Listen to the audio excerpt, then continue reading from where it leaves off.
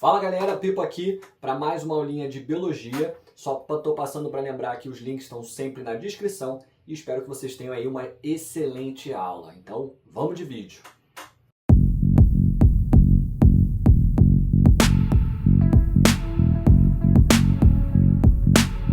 Mais uma aulinha de biologia e o tópico de hoje a gente vai falar sobre o vestibular UERJ discursivo do ano de 2019, tá? Que foi realizado no ano de 2018. Então, para quem está acompanhando o canal aí já sabe que eu estou fazendo essa sequência de vídeos ao longo dos anos do vestibular da UERJ. Essa é uma prova especialmente mais simples, eu diria, tá? E para você que está gostando dessas aulas, está gostando aí de fazer esses exames discursivos comigo, por favor, se inscrevam no canal, tá? Vai me ajudar pra caramba. E curtam o vídeo, acho que vai ficar bem legal. Não sou de pedir, mas meus alunos falaram que vale a pena fazer esse pedido, que às vezes é só uma lembrança, né? Para que vocês possam aí fazer isso. Então, vamos falar logo dessa prova, que é uma prova que a nota de corte foi relativamente alta, tá? Dado a simplicidade da prova, mas eu não sou fã desse tipo de prova não, porque quando é muito simples, muitas vezes você não pode errar nada. E é normal, às vezes, cometer certos erros, ter certos brancos na hora da prova. Então, vamos analisá-la com bastante cuidado. Ela fala aí na questão, a imagem abaixo retratam besouros de espécies distintas transportando ácaros. E ele fala pra gente que na imagem 1 a relação estabelecida entre os ácaros e os besouros é de comensalismo e na imagem 2 é de parasitismo. Eu não gosto dessa questão também pelo fato dela falar que é comensalismo caso 1. Comensalismo é uma relação obrigatoriamente mais zero, tá? Então isso é importante que a gente lembre. Oh, perdão, tá com o marca-texto. Só que nesse caso, não é bem comensalismo. Comensalismo vem de comensais, quem divide a mesa, ou seja, dividir a refeição. É o caso do leão e da hiena, que a hiena pega as sobras do leão. Aqui seria mais o caso de uma forésia, tá? Que é um tipo de relação onde é também mais zero, mas o benefício é o transporte. Mas enfim, dá para entender pela questão. O importante era você reconhecer que é uma relação mais zero, onde o ácaro aqui não prejudica de fato o besouro. E na imagem 2 é uma relação de parasitismo. Aqui, se é uma relação de parasitismo, a relação obrigatoriamente mais-menos. E aí depois ele vai pedir para a gente diferenciar os dois tipos de relação ecológica e indicar duas vantagens para os ácaros na relação de comensalismo. Então, dois comandos, vamos manter aquele padrão que eu repeti da última prova. Vamos marcar aqui o comando e tentar fazer separadamente. Diferencie os dois tipos de relação. Nesse caso, a diferenciação não precisava nem definir cada uma das nossas relações ecológicas, porque o comensalismo é onde a gente tem uma relação positiva mais zero, onde o benefício seria o alimento, aqui o transporte.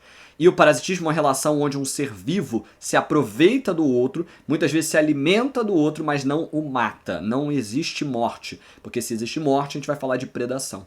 Mas aqui eu poderia ser muito simplista, gente. Qual é a diferença? O ácaro, nos dois cenários, ele está ganhando. A diferença está no besouro, que no caso de comensalismo não tem perdas e no caso do parasitismo ele acaba saindo perdendo, tem algum tipo de prejuízo. Então eu vou usar essa principal razão aqui para diferenciar. Então eu vou dizer que no caso do comensalismo,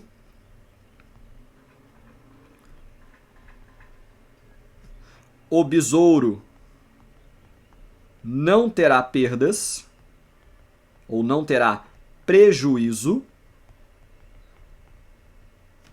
e é neutro na relação.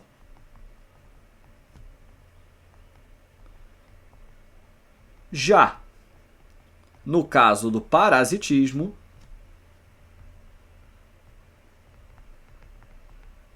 o besouro, né, que a gente sabe que é a espécie que está sendo afetada, sofrerá algum tipo de perda ou algum tipo de prejuízo, que é uma palavra mais bonita, né? Agora, importante deixar claro aqui que a gente não precisa definir, tá? Por isso que eu não botei que é uma relação mais zero e a outra é mais menos. Ele pede pra gente diferenciar, o comando é diferente, e aí por isso você consegue simplificar.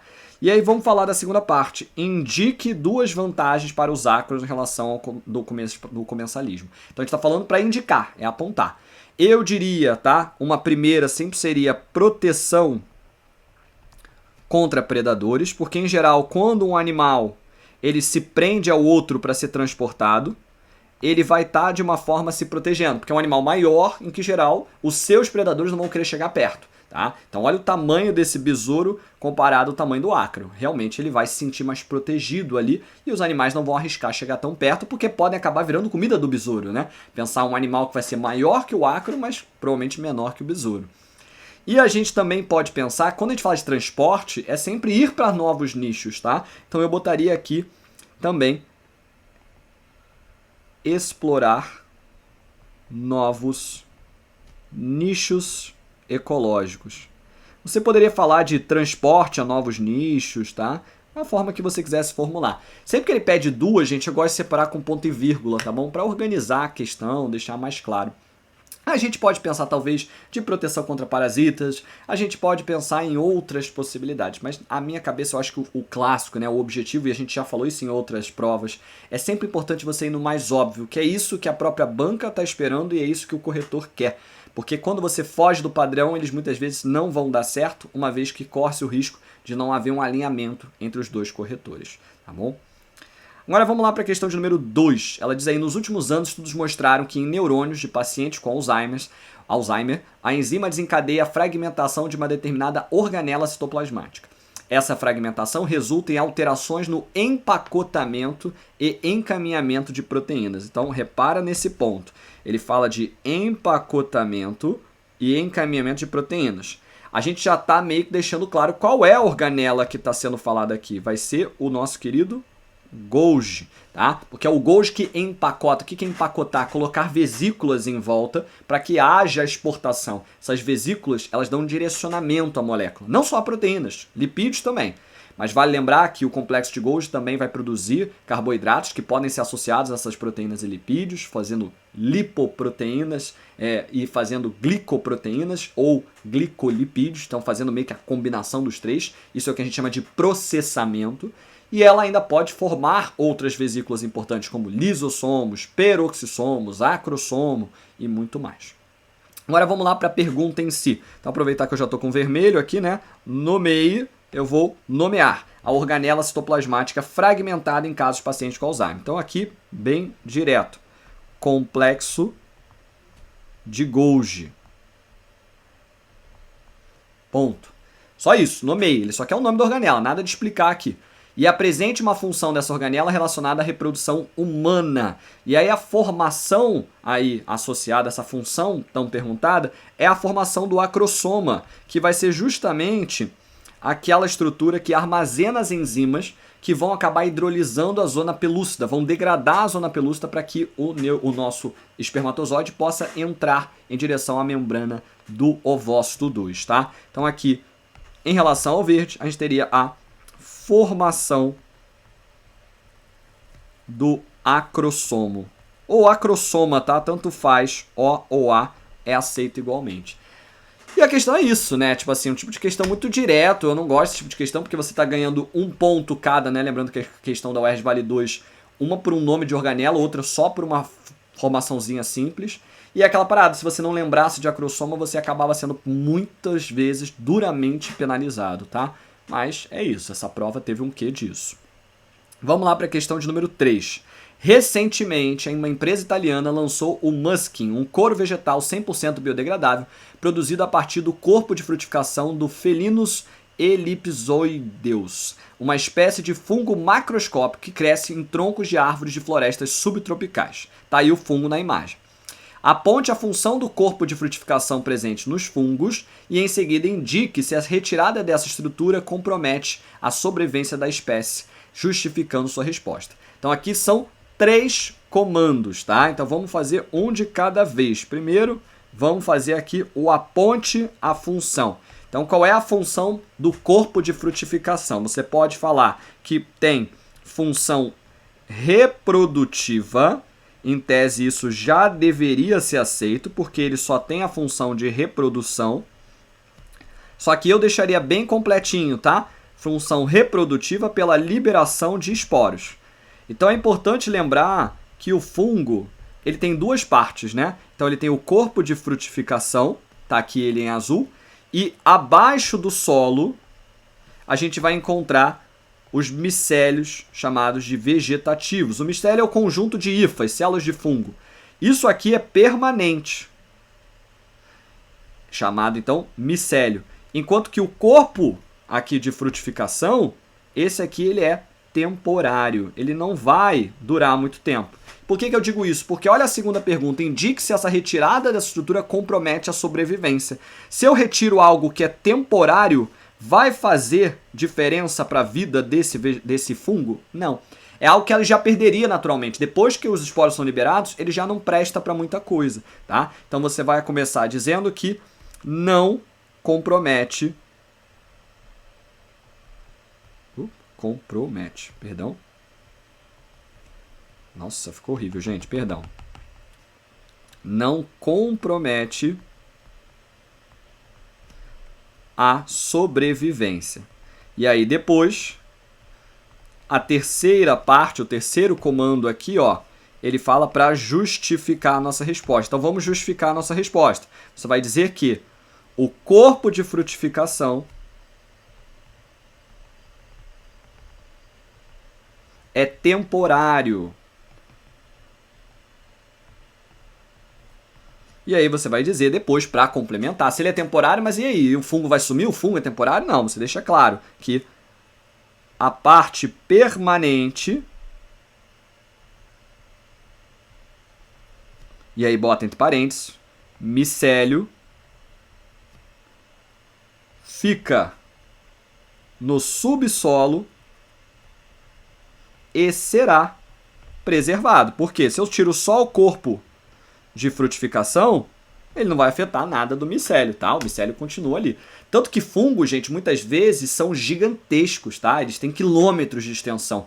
E eles vão colocando os corpos de frutificação em círculos. Galera que tava meio doidona lá de LSD já até falava de fadas, botam os cogumelos em círculos, como se fossem círculos perfeitos. E pode rolar círculos perfeitos, mas é meramente o fungo se reproduzindo, gente. Ele bota na sua extensão territorial, ele bota no extremo e nada no meio, porque ali já é o fungo de fato, tá bom? Uma coisa muito louca aí que já fez parte da cultura de algumas regiões.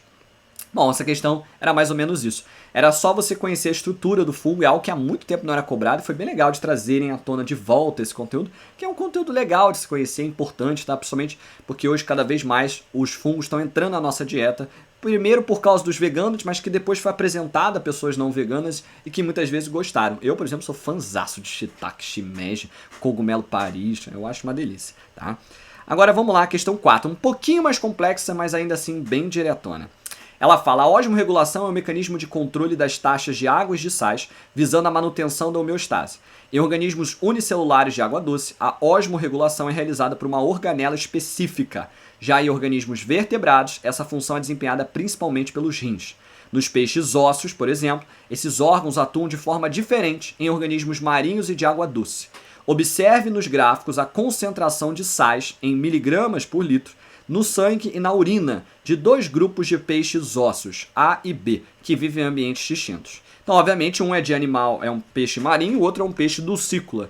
E se vocês repararem, primeiro pegando aqui em roxo, ó, se a gente comparar a concentração de sais no sangue, é basicamente a mesma. Então, aonde que a gente está vendo diferença de fato? Aqui na urina, que aqui é bem menor e aqui vai ser bem maior de forma comparativa. Ele pede, indique a organela específica responsável pela osmorregulação em organismos unicelulares de água doce.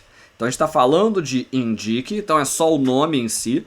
E quem é a estrutura que vai estar presente em organismos unicelulares? Quando ele está falando de organismos unicelulares, eu já sei de quem ele está falando. Ele está falando de protozoários de água doce, como é o caso, tá, de vários e vários seres, mas a gente acaba citando sempre um, que é o mais famoso, que é o paramécio.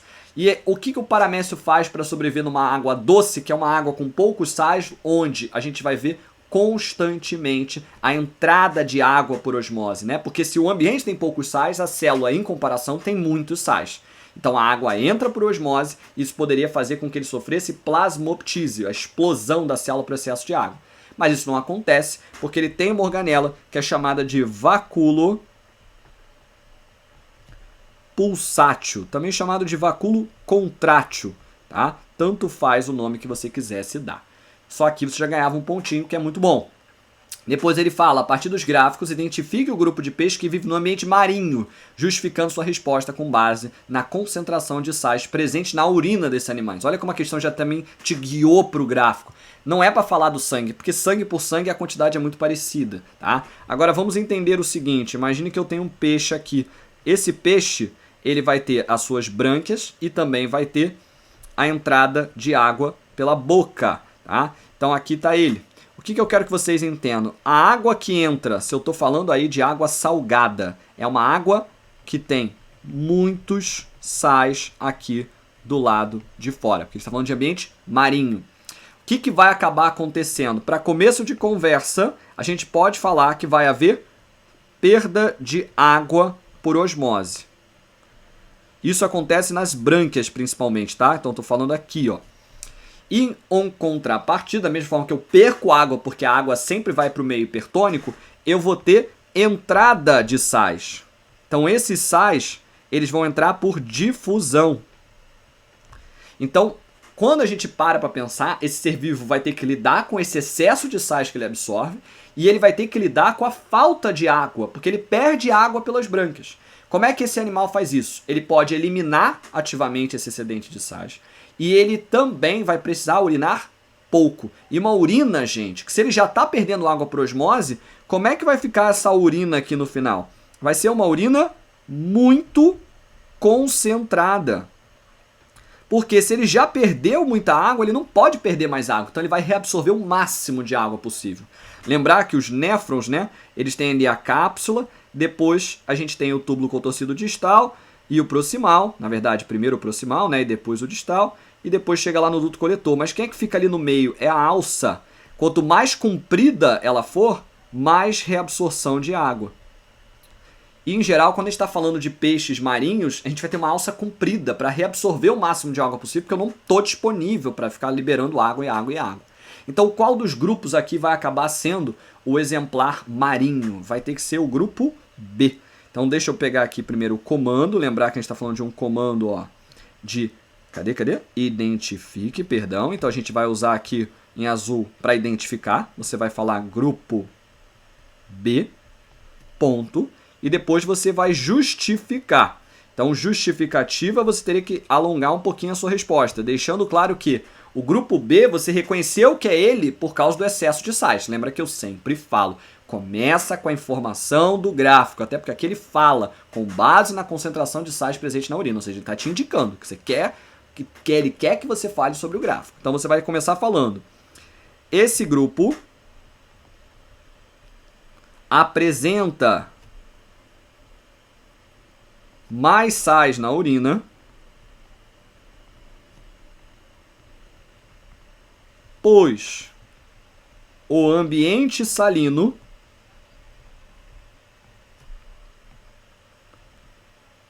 permite a maior entrada de sais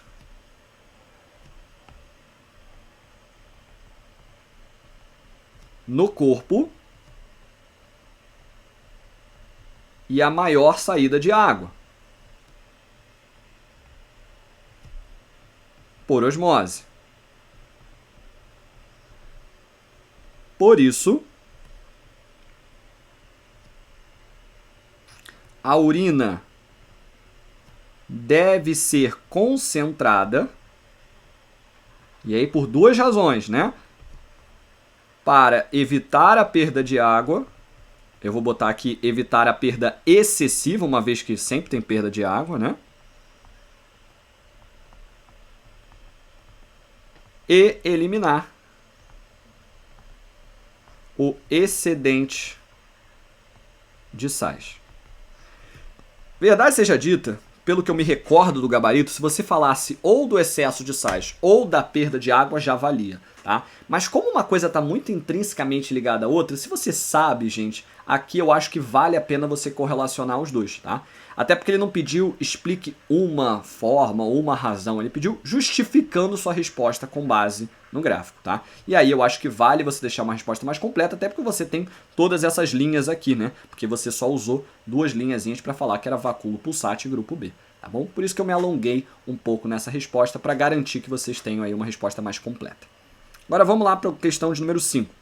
Diabetes mellitus é uma síndrome metabólica que interfere na produção do hormônio insulina, alterando os níveis de glicose do sangue, e admita que os gráficos a seguir apresentem taxa de glicose e de insulina presentes no sangue de 3 indivíduos. Identifique, com base no gráfico, corresponde ao indivíduo com diabetes mellitus, justificando sua resposta com base nas taxas de glicose e de insulina. Aqui, gente, a gente tem que fazer primeiro um parênteses, tá? Diabetes mellitus. Deixar claro que a diabetes mellitus é problema associado à glicose. Então, a gente tem um excesso de glicose no sangue. Então, qual é o problema aqui? Eu não consigo botar a glicose para dentro das células. Mas tem duas razões, tá? E aí, por isso que existe a tipo 1 e a tipo 2. A tipo 1... ela é caracterizada pela falha na produção de insulina.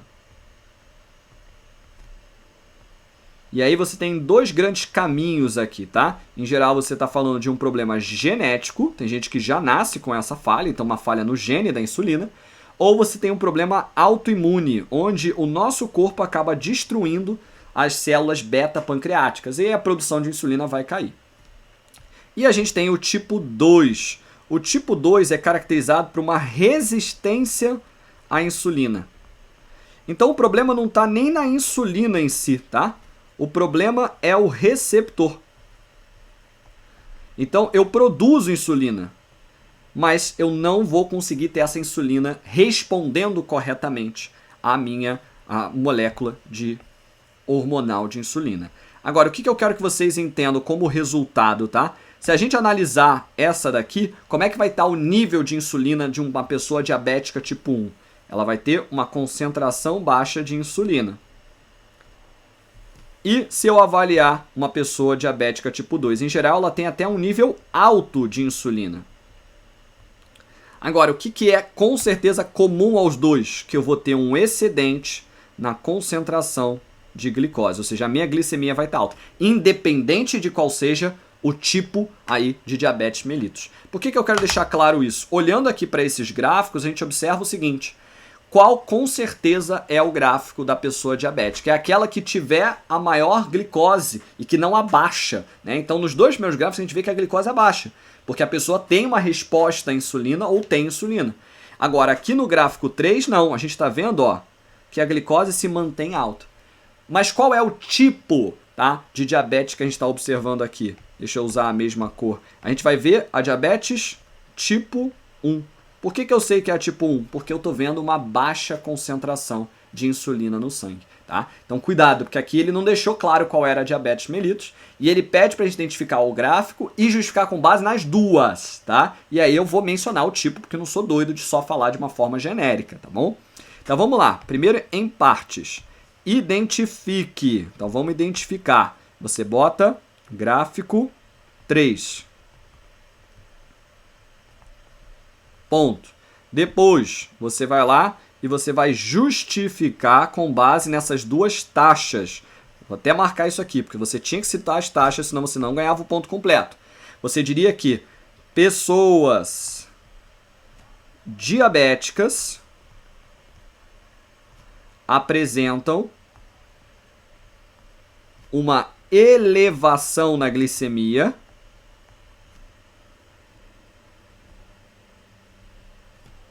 que não consegue ser reduzida,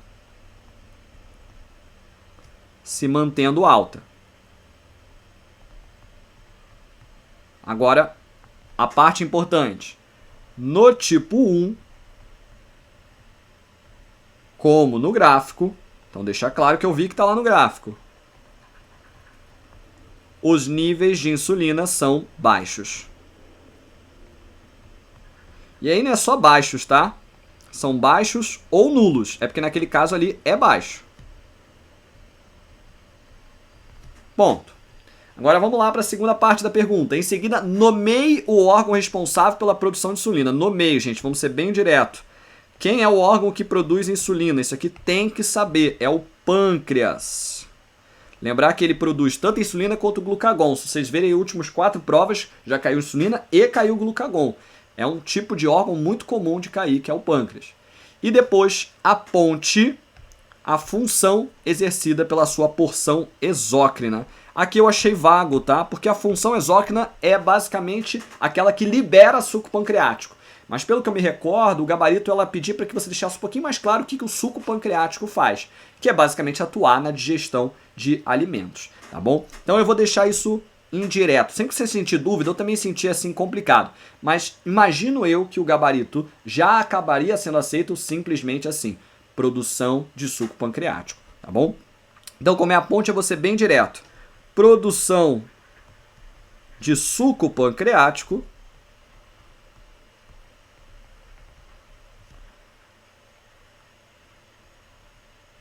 que atua na digestão de alimentos. Não precisa falar qual é a enzima que tem, não. Ele pediu a função da porção exócrina, não pediu a função do suco pancreático, tá? Eu só gosto de deixar claro às vezes porque eu acho muito vago e às vezes eu acho que a UERJ é tão direta que eu fico com medo de ser muito simplista, mas eu ainda acho que é importante vocês serem o mais direto possível, tá? Não é para ficar enrolando questões, porque senão você cria uma resposta gigantesca e não é isso que eles querem ver na sua resposta, tá bom? Então, cuidado, tá, com essas questões, mas veja que ficou uma resposta aí até bem fechadinha para a nossa questão. Vamos lá para a próxima, questão 6, questão famosa por causa de uma maldita palavra que é a lignina. A contagem e análise de anéis de crescimento presentes nos troncos de árvores e arbustos possibilita estimar a idade da planta e investigar as condições climáticas de épocas pré-existentes. Sabe-se que a grande disponibilidade de água durante os períodos úmidos favorece o crescimento de células com grande calibre, formando anéis claros. Já aos períodos mais secos, as células mais compactadas, formando anéis escuros. Observe a ilustração de um corte transversal do tronco de uma árvore com anéis de crescimento claros e escuros. E aí ele pede: indique o tipo de tecido condutor responsável pela formação dos anéis de crescimento. E aí vamos lá, qual é o tecido condutor que fica na região mais interna, tá? Quando a gente está falando de eudicotiledôneas, o grupo mais famoso aí das angiospermas. A gente vai ver o tecido conhecido como xilema. Então ele pede primeiro para a gente indicar. Indicar é só dar o nome, gente. Xilema. Cuidado, tecido é o xilema, o nome do vaso é vasos lenhosos. Então, para a gente não fazer a diferença. Como ele pediu aqui o tecido condutor, a gente só poderia ficar entre xilema e floema. Lembrar que o xilema fica mais interno e o floema que fica na periferia. Tanto que quando a gente faz aquele anel de Malpighi para matar a planta, eu retiro o floema, tá bom? Depois, ele segue falando para a gente indicar também, dentre as substâncias químicas presentes nesse tecido, aquela que confere mais rigidez à parede das células. Aqui ela foi malandra, porque quando a gente fala de parede das células, a gente pensa muito em celulose. Mas o xilema e o esclerênquima têm, além da celulose, um material lipídico que envolve ali, que é chamado de lignina, que não só vai ser mais rígido, como vai impermeabilizar a célula, matando ela. Por isso que tanto o xilema quanto o nosso esclerênquima vai ser tecido morto, feito de células mortas que vão acabar morrendo porque não conseguem se comunicar. Tem que pensar que a própria parede, né, quando a gente pensa na célula vegetal, ela já dificulta o contato. Se eu vou lá e ainda boto mais uma camada a mais e uma camada impermeabilizante, essa célula aqui vai morrer. Não tem o que fazer, tá? Agora, vamos entender aí que ele fala só para indicar. Então você vai parar nesse ponto. Depois ele vai, aponte ainda as duas principais funções desse tecido para os vegetais. Aponte, gente, é para ser direto. Então você vai apontar. Primeira função, função clássica do xilema. Se é um tecido condutor, você vai botar aqui condução de seiva. Mas se você só botasse condução de seiva, você não acha que você ganharia ponto, porque ele já meio que disse que é condução, tá? Então bota condução de seiva bruta, para você saber de fato, olha, eu sei qual é a seiva que está sendo transportada, mostrar conhecimento. E qual é a segunda função do xilema? Por isso que eu falei ali do esclerênquima. Como ele é um tecido morto e ele fica no caule, é um tecido que vai acabar atuando também na sustentação vegetal. Ele acaba sendo importante porque ele vai ser um aliado dos tecidos de sustentação, colênquima e esclerênquima, porque vai ser um tecido muito rígido, tá? Ele meio que cantou a pedra aqui quando ele falou, ó, da rigidez na parede das células.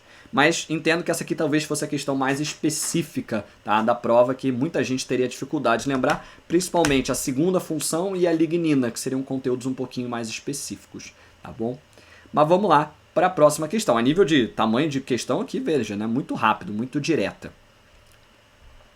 Questão 7. Durante a ingestão, o alimento é transportado ao longo do tubo digestório por meio de contrações involuntárias denominada peristaltismo, o que impede o refluxo de alimento. Para tanto, essas contrações são mantidas até a chegada do alimento ao intestino delgado, onde diminui a sua intensidade. Aponte duas consequências da redução do peristaltismo no intestino delgado que favorecem a digestão e a absorção do alimento. Eu achei essa questão assim um nojo, né? Porque a resposta está ali, só que você fica na dúvida. Eu vou repetir o comando, basicamente, e sim, tá, gente? Qual é a ideia do peristaltismo ser mais lento? Dá mais tempo para você ter a digestão e dá mais tempo para você absorver. Basicamente, o que você deveria fazer para deixar a resposta um pouco mais completa? Indicar como é que a digestão é feita e como é que a absorção é feita. Então, falar de velocidade para absorção e falar das enzimas para digestão. Mas é uma questão meio esquisita, tá? E eu soube de vários alunos meus que perderam pontos aqui porque inventaram uma coisa mirabolante, sendo que a resposta já estava logo ali. Mas eu entendo, tá? Esses alunos, no sentido que, às vezes, a gente quer achar a resposta e quando fica muito fácil, fica até difícil de você escrever uma boa resposta, tá bom? Mas vamos lá, só tem um comando, né? Então vou botar tudo aqui de azul, que é a ponte, mas é a ponte 2. Então primeiro ele fala que favorece a digestão e depois que favorece a absorção. Então você vai dizer que a redução da velocidade da passagem do bolo, repara o que eu fiz aqui. Estou basicamente traduzindo o que ele disse, mostrando conhecimento. Eu basicamente disse o que é o peristaltismo, o que ele comanda, velocidade da passagem do bolo. Auxilia no maior tempo de ação das enzimas digestivas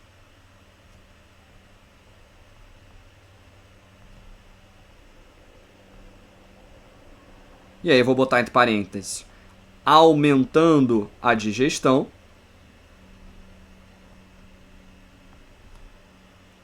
e também do contato com as velocidades. E aí você vai botar entre parênteses, aumentando a absorção. Questão tosca, né, gente? Vamos ser justos, eu acho um tipo de questão meio problemática, porque falta informação para a gente completar isso daqui, né? Falta a gente se sentir mais confiante de que a gente sabe o que tem que ser escrito. Porque imagino que muitos aqui chegaram a essa questão com todo o conhecimento, mas não conseguiram botar em prática a resposta. Tome cuidado, a UES faz disso, tá? Muitas vezes você nem sabe, duas, que nem aquela que eu já falei em outras aulas, né?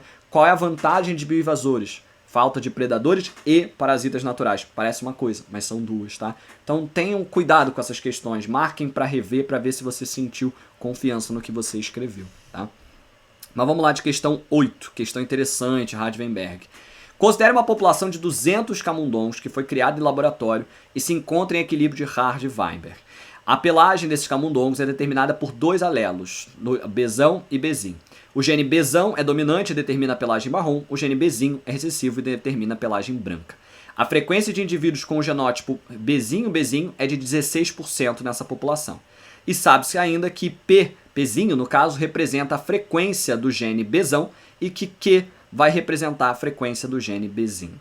Em relação a essa população de camundongos, determine os valores de P e Q e também o número de indivíduos heterozigotos. Então vamos lá falar sobre isso. Vamos anotar primeiro os detalhes, isso eu sempre falo, faço embaixo, tá? Não polui o teu espaço porque você já não tem muito espaço para escrever. Você primeiro tem que lembrar das fórmulas, né? P mais Q é igual a 1. Isso aqui é a primeira fórmula importante. O que a gente tem que entender? P aqui vai representar para a gente a frequência do dominante, Bzão. E o Q? Vai representar para a gente a frequência do Bzinho, o recessivo. Frequência do alelo, não frequência do genótipo, porque existe uma segunda fórmula, que é P mais P ao quadrado mais 2PQ mais Q ao quadrado é igual a 1. Se vocês repararem, é 1 ao quadrado, tá? É aquele produto notável chato pra caramba. Só que o que a gente vai observar aqui? P ao quadrado é P vezes P.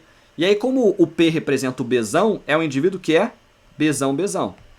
O 2PQ tem P e tem Q. Quem é que tem Bzão e Bzinho? Vai ser um indivíduo heterozigoto, Bzão, Bzinho. E por fim, o Q ao quadrado é Q vezes Q. Então é 2 vezes aqui o Bzinho. Então eu estou falando do indivíduo que é Bzinho, Bzinho. E por que 1 aqui nos dois casos, tá? Isso aqui é porque é 100%. O que é 100%? É 100, tá? E é 100 sobre 100 que vai dar 1. E aí você vai ter a mesma resposta. E por que P mais Q vai ser igual a 1? E por que P ao quadrado mais 2PQ mais Q ao quadrado vai ser igual a 1? Porque é o total da população. E aí vamos lembrar, porque essa informação aqui é importante, qual é o total dessa população? Porque ele pede indivíduos, então tem que saber o total, 200. Aí ele fala, vamos voltar aqui na questão, que 16% dessa galera vai ser aí Bzinho, Bzinho. Então, quem foi que ele me deu? Ele me deu o Q ou ele me deu o Q ao quadrado? É importante que vocês entendam que aqui foi dado pra gente o Q ao quadrado. Então eu vou lá e coloco aqui.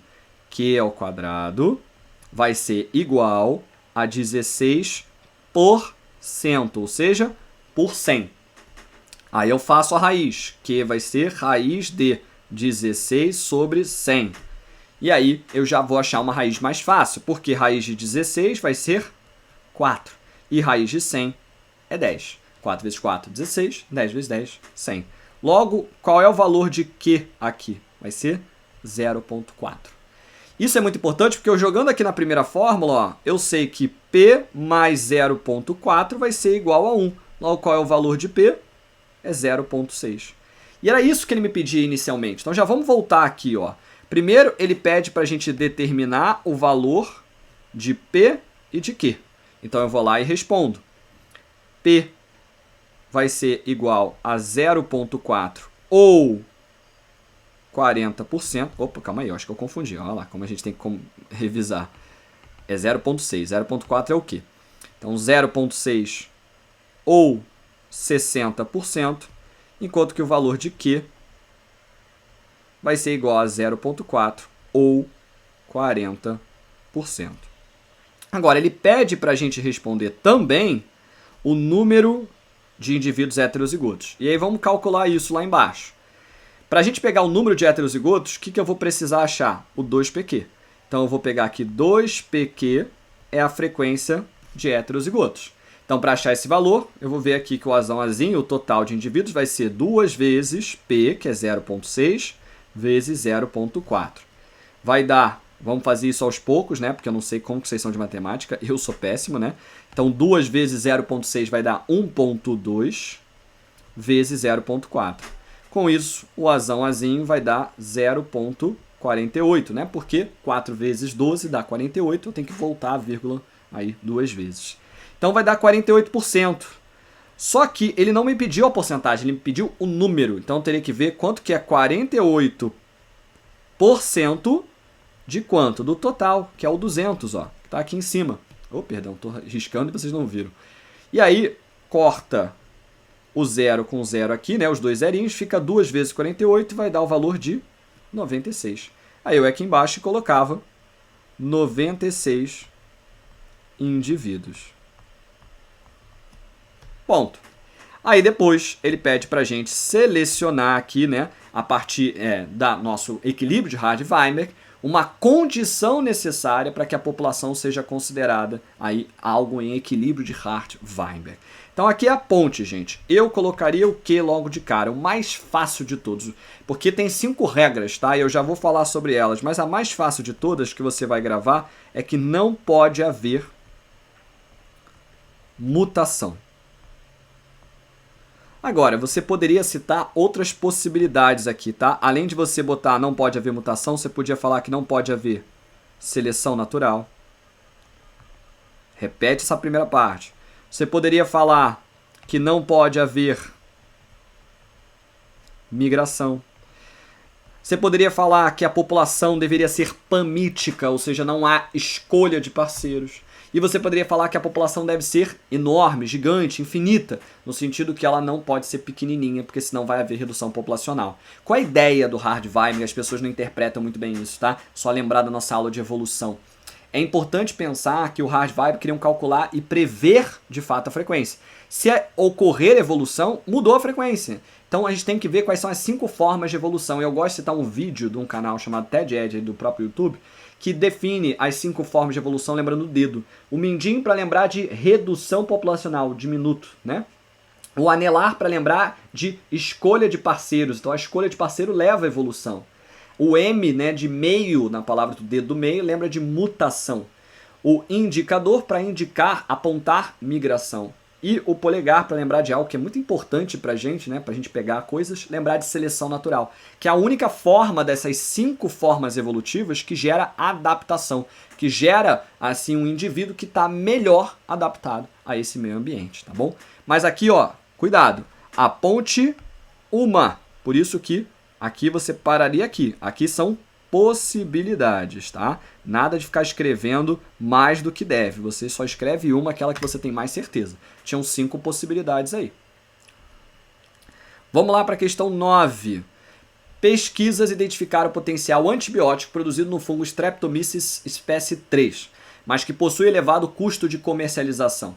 A partir das sequências genéticas de espécies Streptomyces relacionadas à produção de antibióticos, foi elaborado o cladograma abaixo. E a gente tem aqui o cladogramazinho. Ele fala, com base no cladograma, identifique as outras 2 espécies de fungos que devem ser priorizadas no estudo para a produção desse antibiótico. Quando a gente está falando então de priorizar 2, a gente vai ter que identificar quais são elas. Mas agora olha aqui, a espécie 3 está aqui. O que eu faço para entender quem é mais próximo dela, logo deve ser priorizada? Porque se ela tem essa produção dessa toxina que vai estar associada ao antibiótico, é provável que aquelas que são mais próximas a elas também tenham. A gente compara ancestrais. Então, quem são os ancestrais compartilhados por cada um desse grupo? Vamos pensar primeiro entre 4, 8 e 2 e 3. Quais são os ancestrais comuns a ele? Lembrando que os ancestrais são nós, são pontos de encontro aqui entre esses traços. Eu vou ver apenas esse ancestral aqui de baixo. Só ele é comum. Qualquer outro ancestral, a gente pode pensar, por exemplo, nesse e nesse, não é comum a 3. Então, não vai servir para mim. Eu posso pensar, talvez, nesse aqui, que é comum a 3, mas não vai ser comum a 4, 8 e 2. Então, a gente só vai ter um único ancestral. É bom ter um único ancestral? Meio distante. Vamos pegar agora a galera do lado de cá. Deixa eu pegar outra cor. A galera de 1 a 9. Quantos ancestrais incomuns eles vão ter? Eles vão ter esse primeiro, esse segundo aqui e para por aí, porque todos para cá não vão ser compartilhados pelo 3. Então, todo mundo aqui tem 2 ancestrais em comum. Não tá bacana. Agora, quando eu pego o 6, vamos pegar aqui o indivíduo 6. Eu vou olhar que ele tem 3 ancestrais em comum, porque ele tem esse primeiro, ele tem esse segundo e ele tem este aqui que é compartilhado com ele também, tá? E, então, já aumenta as minhas chances de ter, quem sabe, o mesmo tipo de produção para o antibiótico. E, para fechar, a gente tem que pensar aqui no indivíduo 7. O 7, vocês vão ver que é o mais próximo do indivíduo 3. Por que eu sei disso? Porque ele compartilha mais ancestrais. 1, 2, 3, 4. Então, ele compartilha 4 ancestrais no total, mostrando que é a espécie mais próxima aqui, provavelmente também deve produzir. Provavelmente, gente, porque pode ser que essa novidade tenha vindo aqui, ó. E aí você só vai ter a produção a partir do grupo 3. Então a gente não tem como prever. Mas com certeza eu vou pegar quem? Eu vou pegar as espécies que são mais próximas dela, que tem mais ancestrais. Seria a espécie 7 e a espécie 6. Só isso. Não precisa justificar. Se você tivesse que justificar, você falava a maior quantidade de ancestrais em comum. E aponte ainda a vantagem na utilização do cladograma na busca de espécies para a produção do medicamento. Qual é a vantagem de você usar o cladograma aqui? É que você já sabe quais espécies são mais próximas, logo elas devem provavelmente, tá, ter essa produção de antibiótico. Ou seja, eu posso priorizar quais espécies estudar e eu vou reduzir o meu trabalho. Tá? Então, a gente pode falar aqui que vai ser diminuir o trabalho de busca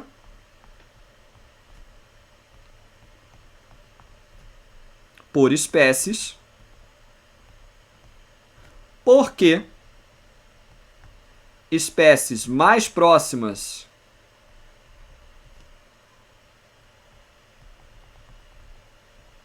evolutivamente apresentam mais características em comum. Então a vantagem é que eu não vou ficar procurando um monte, né? Eu vou procurar exatamente aquela que tem mais chance, tá, de ter essa produção do antibiótico. Tranquilo também essa questão, né? É uma questão que poderia talvez ter ficado mais complicada, puxar um monofilético, um parafilético, mas como eu falei, a prova foi muito direta esse ano. E para fechar, a questão 10 também, questão super direta. As aves atuais possuem um peso corporal reduzido em relação aos seus ancestrais, o que favorece o voo em decorrência de algumas transformações anatômicas e fisiológicas. Aponte duas características das aves atuais decorrentes da transformação que contribuíram para a redução de peso corporal desses animais. Então, aqui de novo, um comando único, onde ele pede para a gente apenas apontar duas características. Quais que eu colocaria? Quando a gente fala de redução de peso, a primeira que vem à minha cabeça é ossos pneumáticos e ausência de bexiga. Então ela não tem controle, né? Ela não guarda nada de urina, então por isso ela vai liberando o tempo todo. Então ela está reduzindo o peso. Agora, que alternativas, tá, eu poderia citar? E aí vou falar aqui as que eu penso que vem à minha cabeça. A gente pode citar a ausência de intestino grosso. Agora, eu não entraria aqui porque em algumas aves não é bem ausência, tá? É redução. A gente pode estar falando de ausência de bico. Ausência de dentes, né? Em detrimento do bico. A gente pode estar falando, tá, de outras funções, mas aí entra numa linha muito tênue, tá? E por isso muita gente questionou e aparentemente realmente não foi aceito a questão dos sacos aéreos, que eu não colocaria.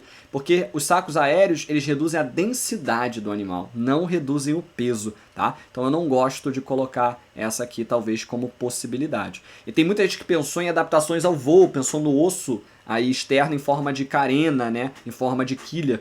Isso também não é interessante, porque facilita o voo, mas não deixa ela mais leve, tá? Então eu focaria principalmente nesses dois que eu coloquei aqui em azul, e os que eu coloquei em roxo seriam talvez alternativas viáveis, tá? Mas aqui novamente era o foco e no mais óbvio, e não ficar pensando em possibilidades abstratas, porque você poderia acabar não recebendo o ponto. E aí, muito ponto para duas coisas, né? Então um ponto para cada uma, meio assustador esse tipo de questão assim, tá bom? Bom, por hoje é só. Até uma próxima. Para quem está gostando, então, eu vou dar uma sequência ainda a essas provas da UERJ. Eu vou voltando o máximo que der até chegar na prova da UERJ desse ano, tá? E espero que vocês estejam aproveitando. Qualquer coisa, sempre estou aberto aí a feedbacks. Podem deixar nos comentários para mim. Lembrando que os materiais, tá, para o estudo continuam disponíveis aí no link para vocês. E aí vocês podem adquirir os meus cadernos, tá bom? Até a próxima. Um grande abraço e valeu!